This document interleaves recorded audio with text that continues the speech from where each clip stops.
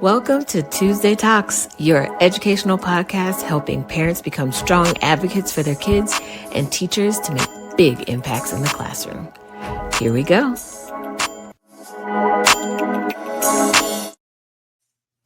Welcome to another Tuesday Talks. Thanks so much for joining. If you are watching or listening, please be sure to do all the social media things. Download, like, follow, subscribe, share. If there are any that I'm missing, do those too, so that you can share this with friends, family, colleagues, because we have a really great show for you today.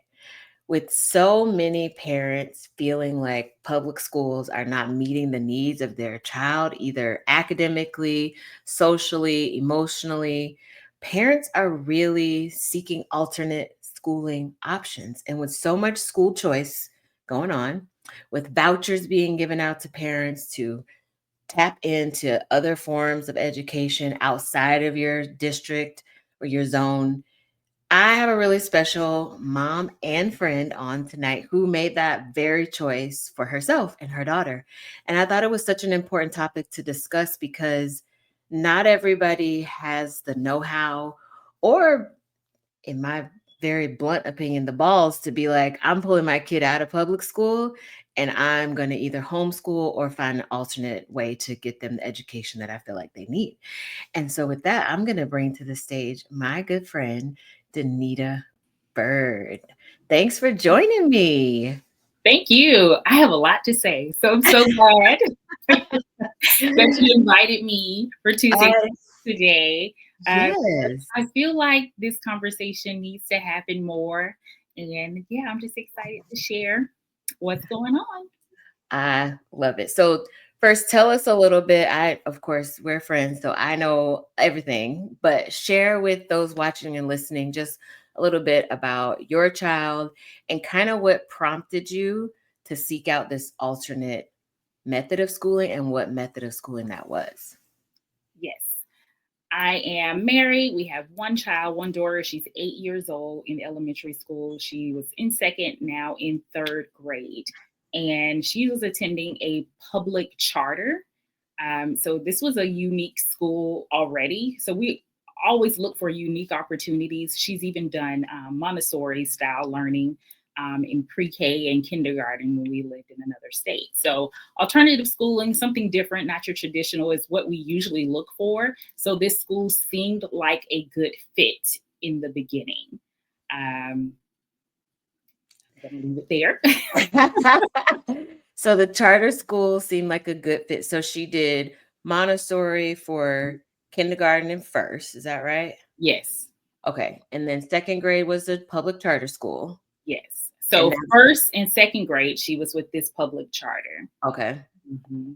And then third grade, you all decided to do what? Third grade, we are homeschooling. We have picked what is called a private homeschool, meaning it has a tuition. There is a teacher, and parents are more like the coach. We assist, and she gets her feedback from her teacher. She has a live class with her teacher. She'll have some interaction with other students, and this is kind of all over the United States. So she's meeting kids from different states, too, who are participating in this program. So this is where we are today in this private homeschool program. Okay, so I just want to back up just a little bit because I homeschooled my son during kindergarten because it was COVID. Okay. So nobody was going to school in person. And those were the longest 9 months of my life because he did this, he met with a teacher online. It was Montessori, but it was all at home. So he met with a teacher online for 90 minutes a day. He had his class, kids from across the country who would meet for their 90-minute session with the teacher. They had their specials, so they might have a cooking class or whatever. But I was also working full time. So I was setting up his work the night before, making sure he was online, peeking in between my work to make sure he was on task. Mm-hmm. It was a lot. And I just hats off, bow down to any parent who has chosen to homeschool for the long term, because I vowed to never do it again because it was just that challenging. So tell me, in your choice for homeschool, why did you choose that versus maybe just a private school that she would go to daily? Okay. So homeschool was our second choice. And I agree with everything you just said. Very similar setup. We're doing the same thing. But homeschool was our second choice. I tried to get her into a school through the school choice program. So DeKalb County, most of Georgia has school choice as an option. School choice is an application you can do online that allows your kid to attend another school in their district, but not locked into your zip code. So she doesn't have to go to the school she's zoned for. And there were a few schools I was interested in our district or in our county that felt like a better fit for her. And I applied through school choice. And then you go onto a wait list if you're lucky. It is an automated lottery system. So it's like the lottery. You have to get lucky. So I did that application, fingers crossed that she could get into that because I'm not against traditional schooling or the building and having her interact with other kids. So this school, another one that seemed like a good fit, she didn't get in. So homeschooling was the second choice. And this program with the teacher as an aide or assistant seemed like a good choice again. So second option, not my first, if I'm being honest. Yeah, it's a lot of work. It's still a lot of work for the parents. Yes, we do have a teacher and she does the grading and she gives feedback and she's interacting with my daughter, but we're sitting with her. We're taking turns throughout the week. And I think that's part of the challenge is figuring out the scheduling. How do we help her and keep our jobs? Right. That's very important Yeah. because this is tuition-based homeschool, so the job is important. So describe like that turning point or if there was a specific event that happened at the public charter school that kind of pushed you all to seriously consider homeschooling. Did you feel like she was a different type of learner than, maybe what was being offered at the charter school? What kind of prompted this thought initially to start seeking out this alternate schooling?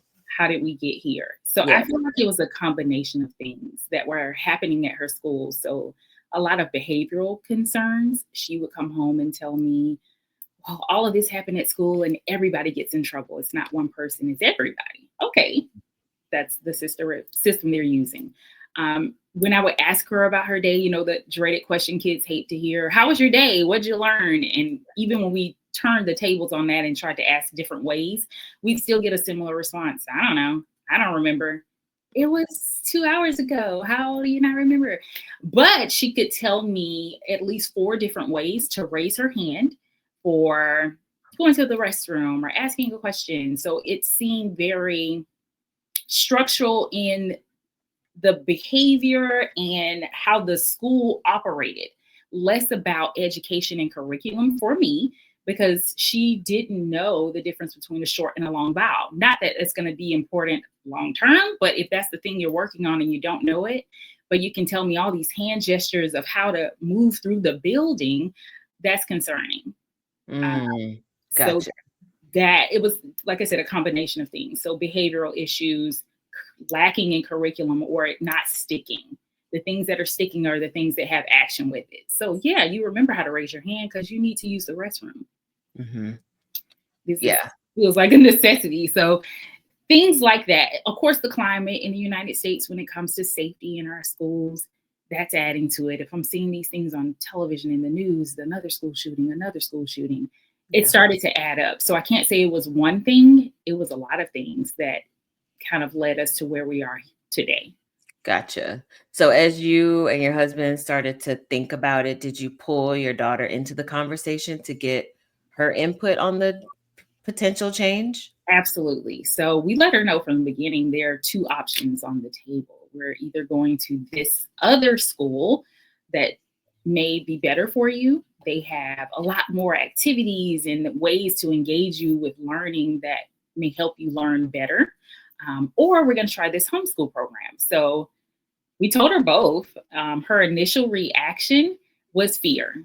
Mhm. Well, what does that mean? And I won't have friends and I'm going to leave my friends. So I think her response was normal, natural.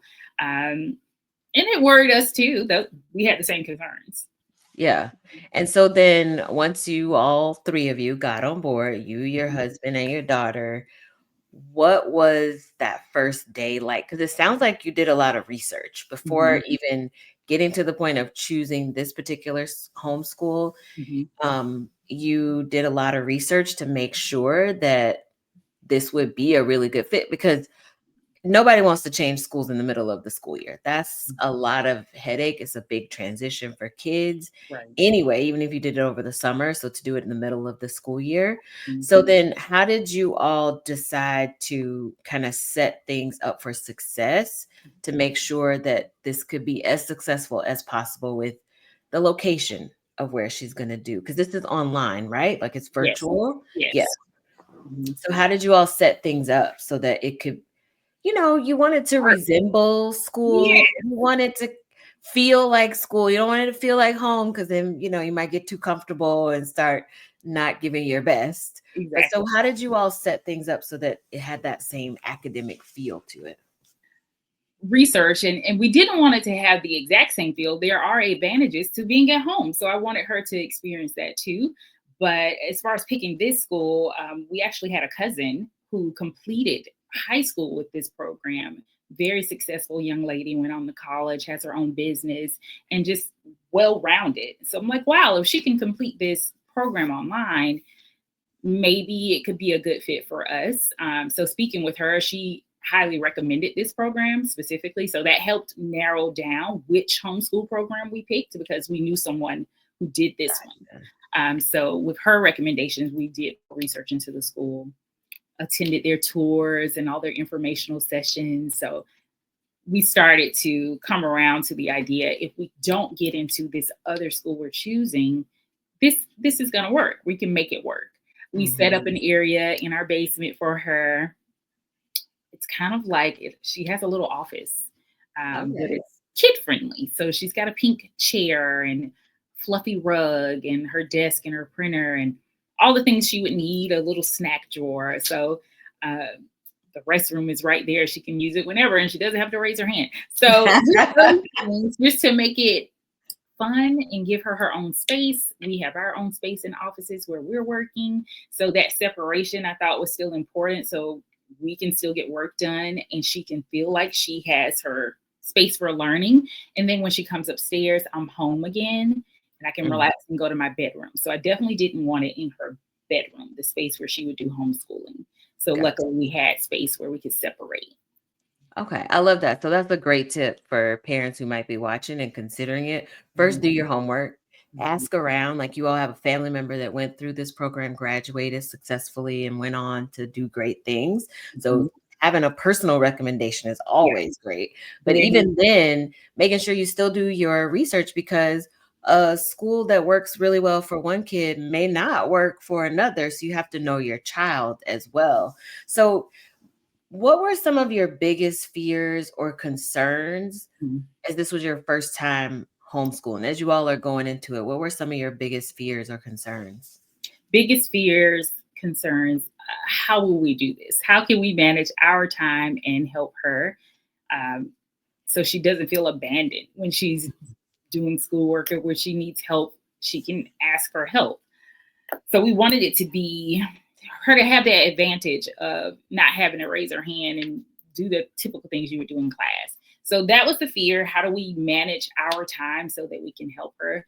The social aspect, I think, is a big concern for a lot of people. If you're going to homeschool, then she's with you guys all day. She's with adults. She's missing out with being with friends. And how do we still let her have that? She can still be a kid, but still learn and be able to move on with her day. So she was already in a lot of activities. She was in dance and gymnastics and piano classes. So she had a lot of engagement with kids outside of her school already. We cut back because we wanted to figure out how we're going to manage homeschool first. So she still does tumbling classes and gymnastics. The other things we've put to the side for now until we get a solid schedule for homeschooling. So that's helping with that fear. How does she still get social interaction? She still does her tumbling classes and she's with other kids. Okay. Managing time, we are still working on it. We are 2 weeks into the third grade, and yes, we are accepting all well wishes, prayers. I will please send them my way. 2 weeks in, you said earlier, hats off to anybody who's homeschooling. I'm going to say hats off to teachers. It's not easy. Oh, I yeah. don't want to be a teacher, but here we are. So, Right. That's those are really good tips. I like that you all, addressed your fears and concerns with the extracurricular activity, paring some things down. But no, you're right. Like you are turning into teacher. Your mhm. kid is meeting with their teacher online. How many hours a week would you say she gets that face to face with her teacher, or does she get that at all? Face to face is once a week. Once a They week. have live classes once a week on Okay. So Fridays. Anything else is through messaging, their messaging board, and email, and like I said, constant feedback. Everything she turns in, the teacher has a response to it. okay. She'll email her back immediately or send her a message in the board about anything she may have missed or some pointers. Try this next time, and sending her links. So she's definitely becoming really computer savvy. This third grader is better than a lot of adults I know on a computer, and copy and paste and uploading things and dragging and dropping her assignments into her workbook. So she's definitely becoming an expert at using her computer. Okay. So with only meeting with the teacher once a week, Mhm. that then leaves you and your husband as definitely teachers. We are. Because if there's something that she's not understanding, she can message the teacher, but she also, I'm thinking, is more inclined to come ask you. She comes Or right up those steps. or if there is, a lack of motivation at some point in Mm. the day and not really wanting to do the task, but maybe do something a little bit more You fun. bring up a really good point when you mention the word motivation. Yeah. So we were not concerned, surprisingly, about her motivation for learning, because the student she was at school was telling me, oh, she's a straight A student. She is very quiet in class. She's never had a complaint from her teacher. I mean, she's practically the teacher's pet when she's at school, um, just getting everything done without any problems. That student is not the same student that I have at home. She's a Ah, very different student at home. So, interesting. In what one, ways? oh, motivation is a big concern. Uh, we give her time in the morning, like, oh, you don't have to get up at 6 a.m. because this Mhm. is the time we have to get ready and get in the car and get into the car line for drop off. We don't have to do that now. Right. So let's give her more time in the morning. I think we have to change that. So it's a constant learning situation for us as the Yeah. parents and the teachers to figure out another way to do it so that she can be motivated, not happy. I don't know who's happy to go to school. I guess, but at least motivated to get it done, Yeah. because she was dragging, even with more time in the morning. Mm. She's taking her time. She's eating breakfast, great. Um, she may put on a shirt and head downstairs, still in pajama pants, and I'll go with her for her first hour and just sit with her, make sure she knows everything. So we will write everything out on her chalkboard of what is to do, what's on the to do list today. So she knows exactly what to do. Even though the system has a to do list, she's not going to click on every to do Mm. list. So we just put it in front of her. That's another thing we had to learn. Although there is a list, she's not following it. She needs it in front of her Gotcha. to kind of cross off each thing as she goes. So the learner at school, we figured out, is very competitive. She likes to be the straight A student. She wants to Mm. beat everybody in the class. She's going to do the best because she wants to win, essentially. She's also very rewards oriented. She got every award you could get in second grade. So again, we weren't worried because this is the student she presented as. At Right. home, not so much. I'm motivating her and pushing her to finish one assignment. And I think in her first week, it was taking us hours to finish one class. Wow. Yeah. Have you asked her, like, what is it that's making it harder for her to get the work completed in a timely manner? Yes, and she's got the answer ready. Well, it's third grade, it's harder. Oh, well. Her immediate response. But I don't think that's true. It's for the most part, it's very similar to what she's been doing. It's just new information. Right. I don't think it's any harder, just new. Mhm. But we are struggling.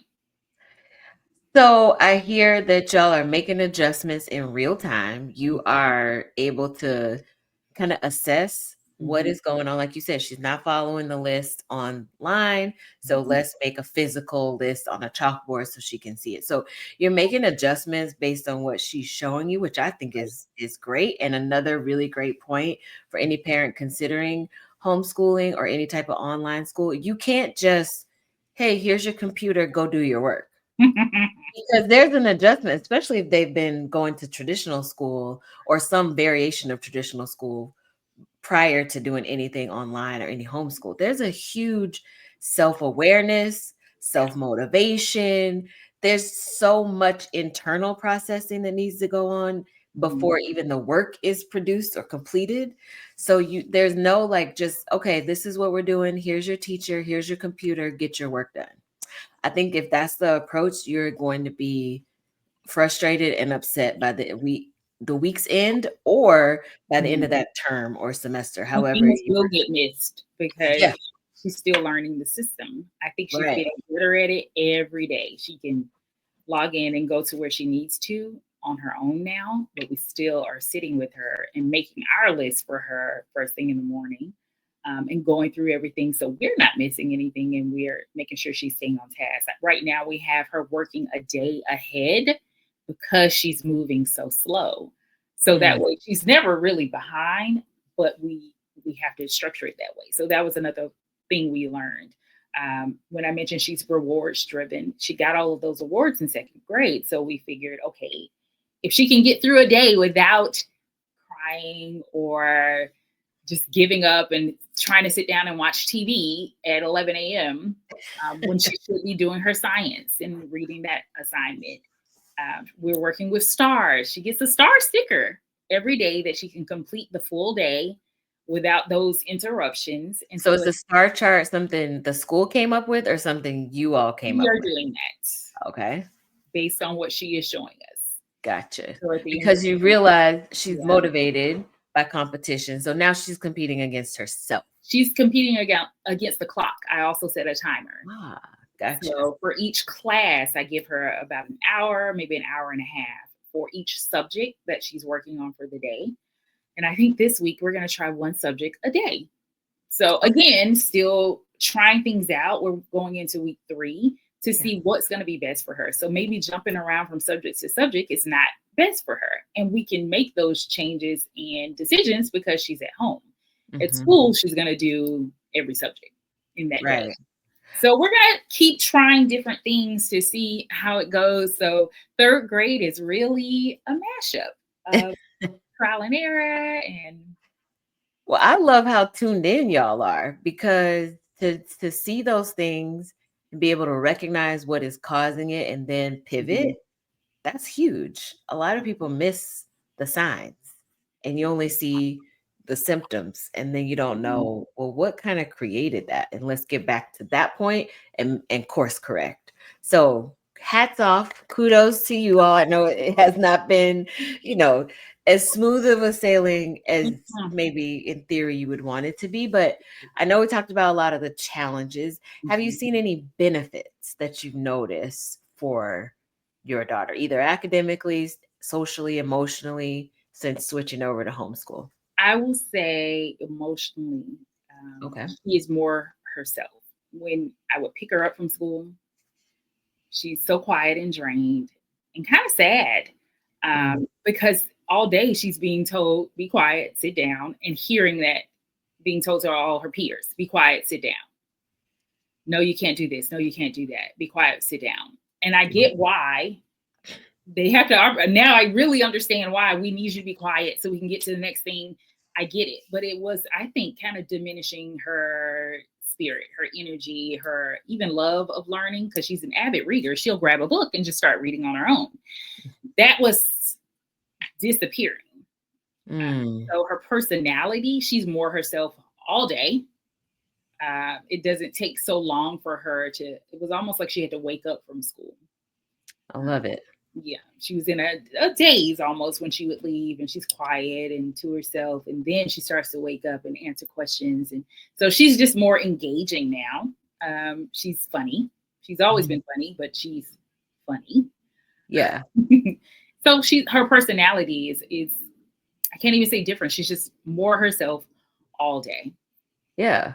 I Mhm. love that. And I know being able to choose where your kid goes to school, especially if you're switching from free public school, Mm, paid private or homeschool, that there's a certain level of privilege that comes with that, right? Like that's not available for most people. I know states right. have these vouchers that you can use to go to different schools. Those are Mhm. great. But again, that lottery system, it really is about luck. Like everybody's not gonna get the school of their choice. So So even, yeah, to your point, even talking about the privilege of that, talking with family, because we have a lot of family members who have elementary age students and kids, and it's unfortunate we are normalizing the poor education. Mhm. So we have a cousin who has 3 kids in the elementary stage. And he just says, "Oh, we just do extra work at home. The school is crap. We just work harder at home." And Wow. normalizing that is something I don't want to do. Yeah, yeah. But a lot of people are stuck with that. And so then you seek extra things to do outside of school to make up for what is lacking in public school. Or maybe the parents go to the school and ask for the kids to be tested into the talented and gifted program. And I Right. know that can vary. I've worked at a lot of different schools, and what that looks like in actuality can be very different from Mhm. school to school. So definitely taking advantage of the privilege that you all have to Right. make this choice, I think is great. You know, my son has never gone to traditional school. He's Mhm. always done Montessori, and he's starting fifth grade now.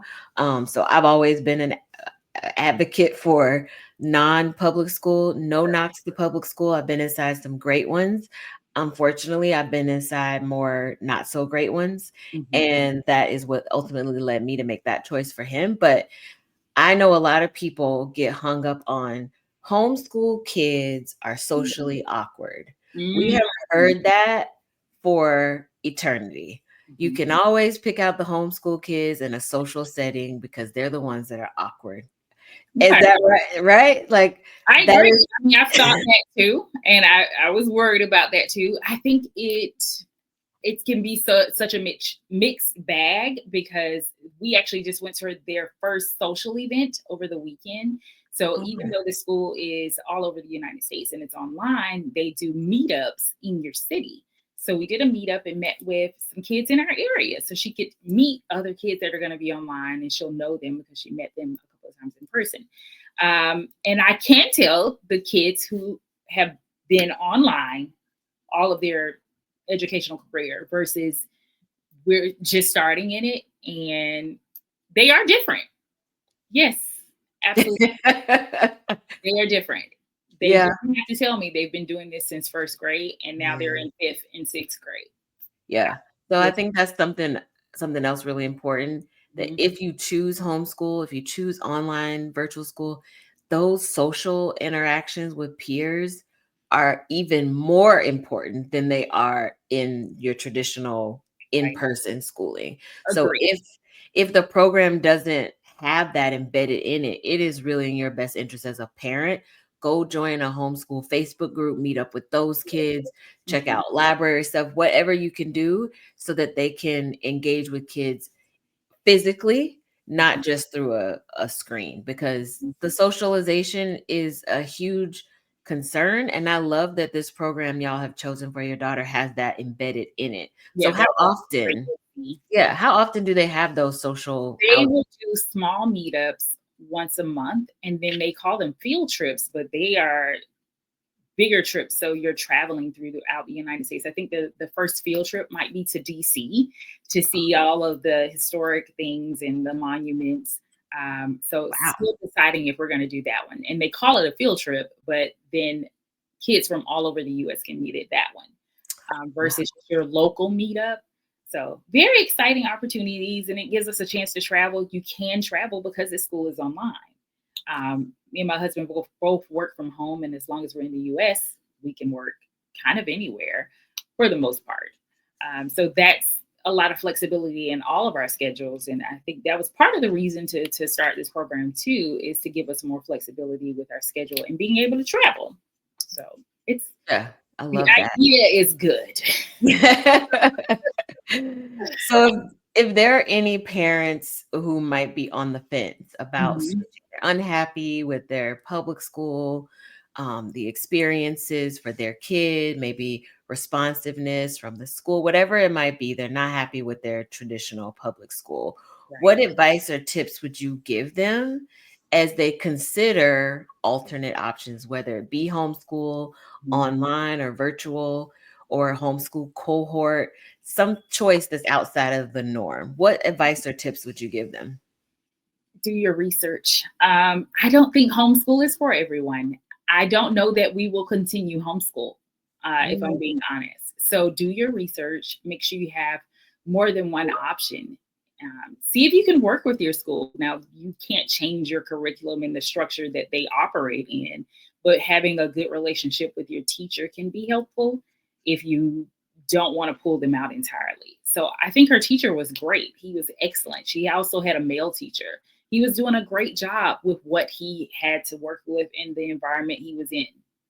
The environment was more the situation than the actual teacher. So there are a lot of things out of his control. So it's hard. I know it's hard. I don't know that we will continue this path to be continued. Uh, yeah. do your research. That's all I can say. And have a conversation with your kid. How impacted are they by the environment they're in? Are they learning? Can they do the things that are expected of them in their age group? Yeah, I think it's so important, of course, to do your research, and almost as equally important, I think, is bringing the kid into the conversation, because Mhm. ultimately they are the ones that are going to have to navigate this. So if they aren't on board with it and completely against it, there needs to be some further conversation, in my opinion, before the final decision is made to Mhm. make the switch. Maybe they can adjust. Maybe they'll push themselves harder outside of school if you feel like, they're not being pushed hard enough in school. Whatever the thing is, but I feel like having that discussion with your child is going to be very important to make sure everybody is on the same page. And I'm so glad that you all did that with your daughter, and then went to those informational sessions. And then also, kudos to you all for not being afraid to say, yeah, this will do for this school year, Mhm. but we need to switch it up. I feel like sometimes we get so on board with an idea and then we feel like we have to stick with You it. have to. This is what we chose, so now we have to stick with it until its completion and not pivot when it really seems like it's time, maybe past time to pivot. Right. I never feel trapped in a decision. Also, don't forget, we're paying a tuition, and I never thought I would be paying tuition in elementary school. So I am not afraid to leave that. We can find another way. It's unfathomable that we are paying tuition in elementary school. To me, I just never thought we would have to do that or feel like we needed to do that. Yeah. Here we are. Yeah. Saving some coins is always nice because that is not a easy check to write or automatic bank draft to set up when you now have to pay for schooling. And, you know, even a larger conversation here is about the need to feel like you have to do that and how only a certain subset of parents can do it, and what can change in the public school. Like you mentioned, everything was very behavior driven. Make sure you raise your hand, make sure you walk a certain way in the hallway, make sure. It sounds like they were gearing it more towards creating little soldiers, for lack of better words, than giving that freedom for creative learning and, experience with different ways to learn as well. But as long as everyone's following the rules and we don't have behavior issues, then all is well in the school building. But maybe not. Maybe Maybe not. That's definitely a bigger discussion. But I think you've given a lot for parents to think about not. as they consider maybe making a transition from their child's traditional public school to maybe a different avenue. Homeschool for me was not the fit. It sounds like for you, you're still kind of making that We're decision. on the fence. Like I Right. said, to be continued. We're headed into week 3 tomorrow or Yeah. pretty soon, and we'll see. We'll keep working with her. She'll get what she needs for 3rd grade when it comes to the curriculum. We know what is in store and what she's supposed to learn, what she's supposed to have mastered before she goes into 4th grade. So I think she'll be more than prepared for 4th grade, whatever route we decide. So I'm not worried about that, but I am concerned about us as parents and how we're functioning through the day, managing our personal workloads for our jobs and making sure she's getting her education. So Yeah. Well, I'm gonna have you back on maybe in the second, like in the spring semester to see mhm, how things are going then, because everything's rocky at the mhm, beginning, at the onset. Yeah, I know you said we're heading into week 3. mhm, Everybody's getting adjusted. So maybe once you find your groove, perhaps, mhm, by the time February comes, you're like, you know what? We have found our stride. This is perfect. It's going to work for us. So I would love to have you back on to get like mhm, a check-in to see how things have gone. But for anybody considering, do your research, talk to your kid, maybe talk to someone who actually goes to that homeschool virtual yeah, online or mhm, cohort. Ask the people who put it on. I want to talk to another family if they don't readily offer that, so that you can get some firsthand experience and input from families that have been a part of it as well, because I don't care how great something appears, mhm, everything has its pros and cons. mhm. My kids school, I love it, but there are pros and cons, and they're very upfront with you about it. Hey, this is not a perfect thing. Yeah, There are going to be good and bad, and I think that's with everything. So if you talk to another family and all they have to say is everything's amazing, it's perfect, it's wonderful, I would ask to talk to a second family. Not that you're seeking out the negative, but everything has pros and cons, right, right? right. Yeah. So everything that glitters is not gold. So do your research and don't be afraid to make a pivot. So thank you so much for joining me today, Danita. Yay. And a pleasure. I want to say to everybody watching or listening, make sure you share this episode. If you're thinking about homeschooling or maybe you made the transition in the past, leave a comment, send me an email, give some encouragement to others. Or you Like, might be you like, do don't it. do it. Yeah. Don't do it. You can give that feedback as well too. So thank you so much for joining me today. I appreciate having you on as a guest. All right. Thank you. All right. Until next week, everybody. Thanks for joining. Bye. Be sure to share this episode and join me next week for a brand new Tuesday Talks. See ya.